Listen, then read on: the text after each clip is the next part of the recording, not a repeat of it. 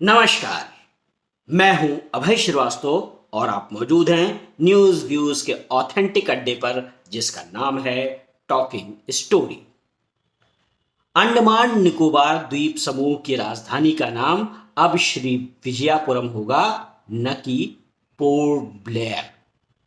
मोदी की सरकार ने यह छोटा सा फैसला किया है, लेकिन यह फैसला छोटा नहीं है। सन 1788 और 2024 के बीच सदियों की जो यात्रा है, विचारों का जो परिमार्जन है, स्व की भावना का जो विस्तार है, गौरव के शिखर को छू लेने की जो उत्कट अभिलाषा है, पराधीनता को परास्त करने का जो पराक्रम है और नए युग में उद्दाम चेतना के साथ प्रवेश करने की जो जिजीविषा है, वही इस फैसले का अर्थ है, वही इस फैसले का सार है।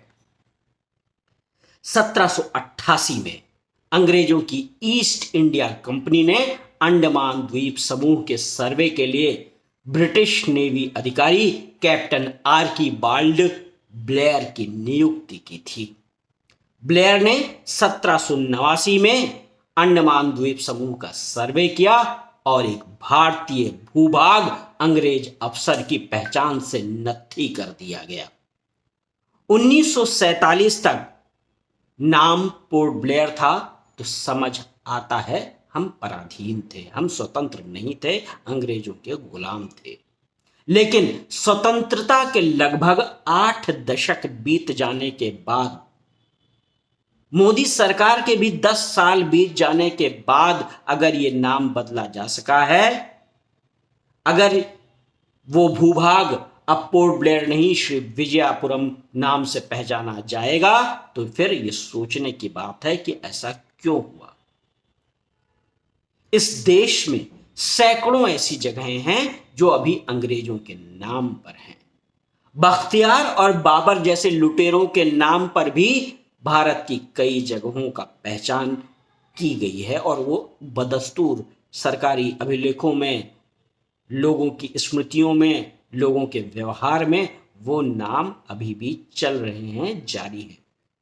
उनकी पहचान भी भारतीय कर दी जानी चाहिए थी, लेकिन पोर्ट ब्लेयर का नाम इतने दशकों तक नहीं बदला जा सका, तो ये बेहद हैरान करता है और बताता है कि हमने अपनी स्वतंत्रता के लगभग 8 दशक में अपनी सांस्कृतिक जड़ों से जुड़ने का प्रयास ही नहीं किया या बहुत कम किया।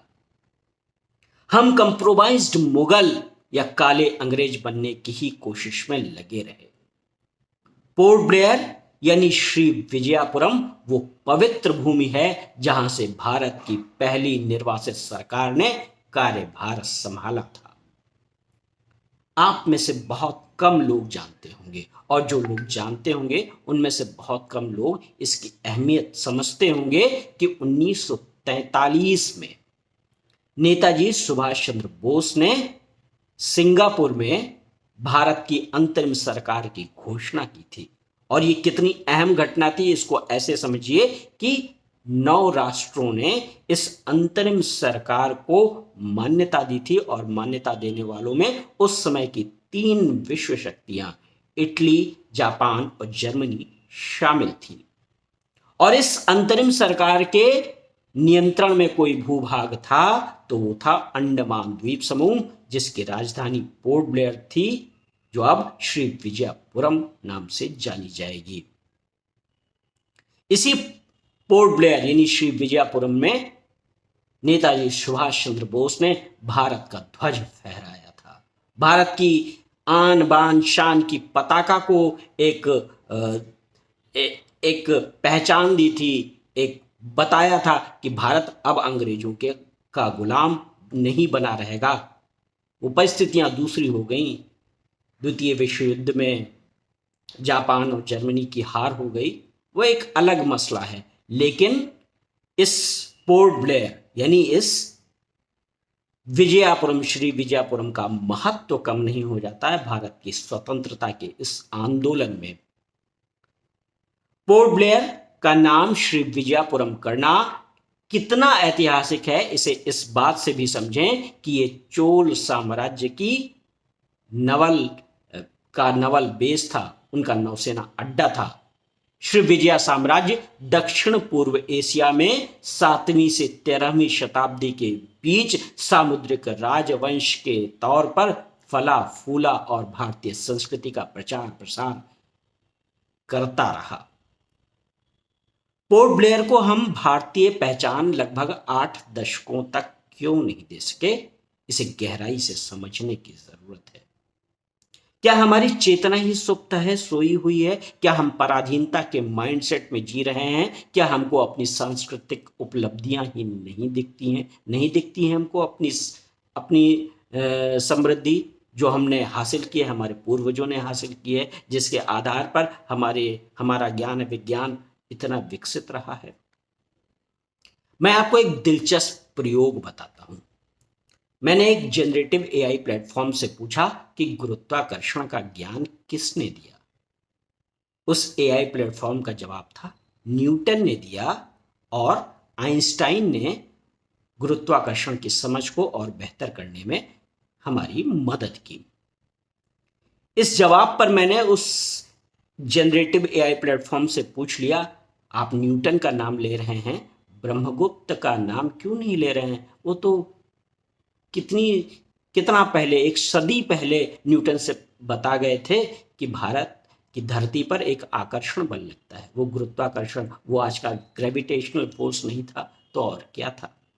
मेरे इस दखल पर, मेरे इस इंटरवेंशन पर उस जनरेटिव एआई ने कहा कि हाँ आप बिल्कुल सही कह रहे हैं कि ब्रह्मगुप्त ने ये आकर्षण बल यानी गुरुत्वाकर्षण बल के बारे में मानवता को सजग किया था, बताया था। और सिर्फ ब्रह्मगुप्त नहीं, आर्यभट्ट ने भी 5वीं सदी में गुरुत्वाकर्षण बल के बारे में पूरी दुनिया को इसका परिचय कराया था। अपनी पुस्तक में इसका ज्ञान उन्होंने रखा था।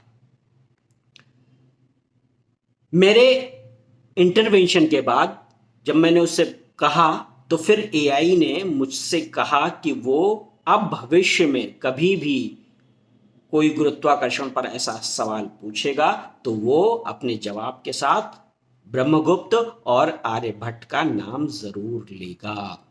उसने वादा किया है, लिखित वादा किया है मेरे से।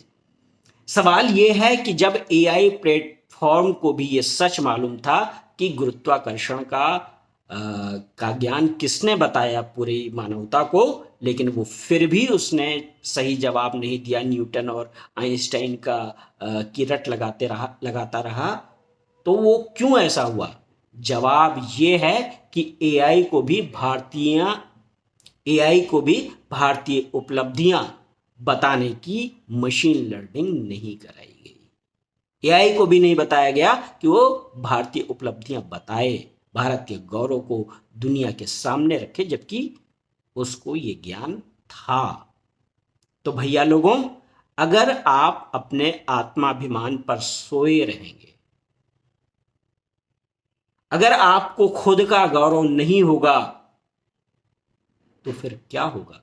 तो एक निर्जीव मशीन भी निष्पक्ष नहीं रहेगी, क्योंकि मशीन का डायरेक्टर कोई गोरा है, कोई काला अंग्रेज है, या कोई कंप्रोमाइज्ड मुगल है।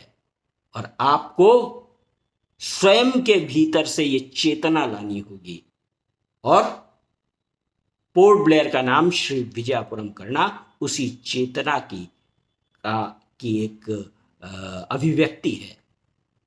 आपको मेरी ये एनालिसिस कैसी लगी मुझे ज़रूर बताएं।